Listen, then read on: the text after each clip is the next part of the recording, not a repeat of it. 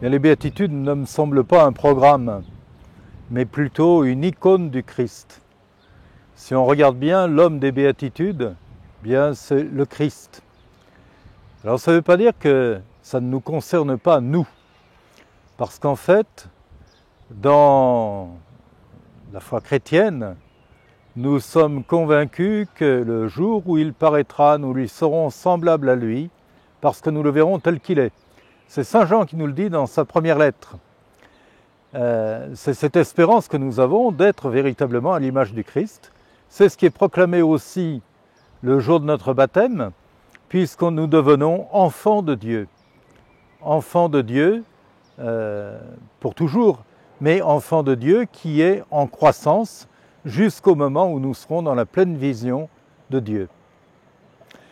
On peut dire que Bernadette a vécu un peu des béatitudes. Et je crois que tous les saints, et puis même chaque personne, vit un peu des béatitudes. Et on pourrait s'arrêter en se disant comment nos voisins, comment nos familiers vivent ces béatitudes. Et on s'apercevrait que y a des gens qui arrivent à vivre telle ou telle béatitude et d'autres qui n'arrivent pas.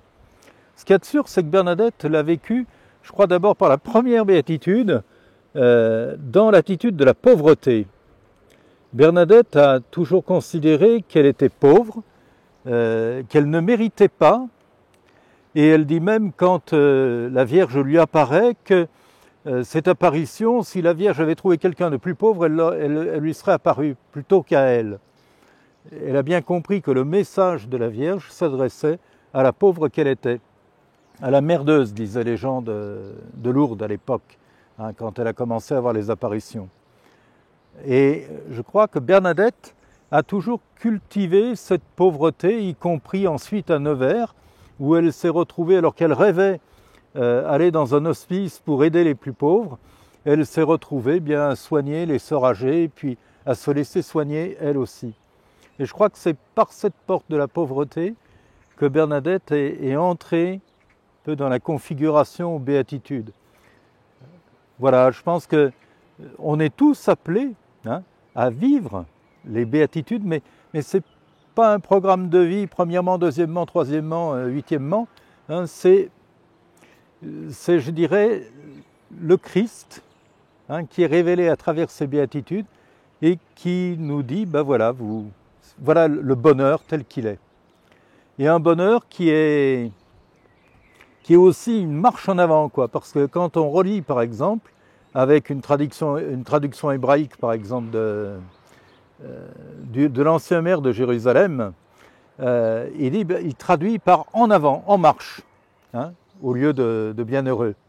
Et je crois que cette tension dynamique, on n'est jamais arrivé. Et on ne peut pas dire, moi j'ai vécu parfaitement la béatitude de la douceur. Non.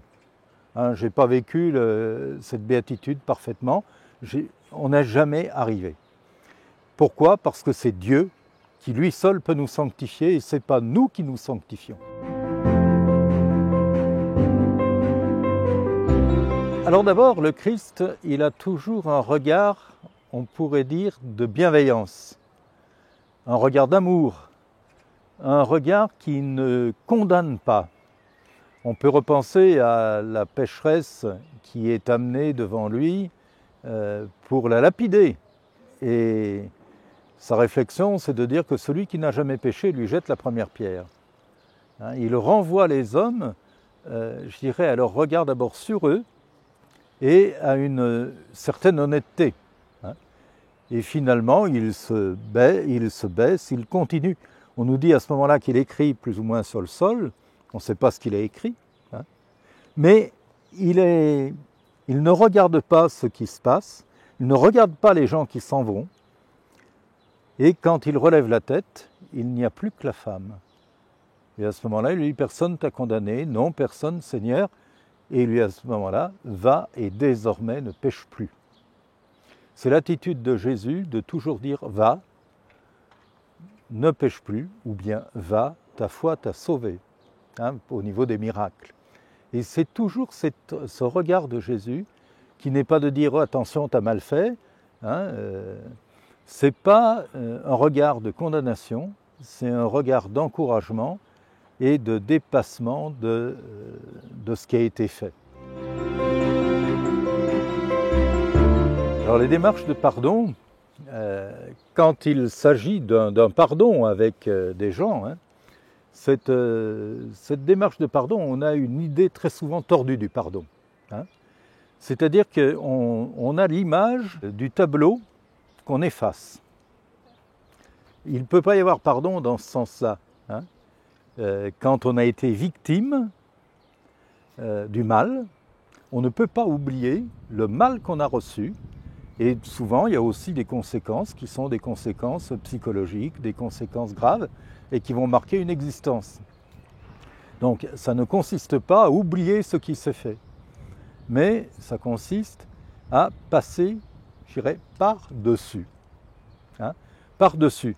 Non pas en disant ça n'a pas d'importance, mais c'est quelque chose que l'on a vécu et en même temps, eh bien, on accorde un pardon en continuant une relation ou sans continuer la relation, en priant avec bienveillance pour celui qui est le fauteur du mal. Je pense que le pardon, il se vit dans ce sens-là, humainement. Avec Dieu, on accueille le pardon de Dieu.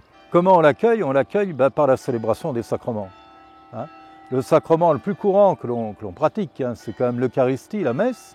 Le corps et le sang de Jésus sont donnés pour la vie du monde et pour le pardon des péchés. Et en allant communier, on reçoit la communion aussi pour le pardon de ses péchés.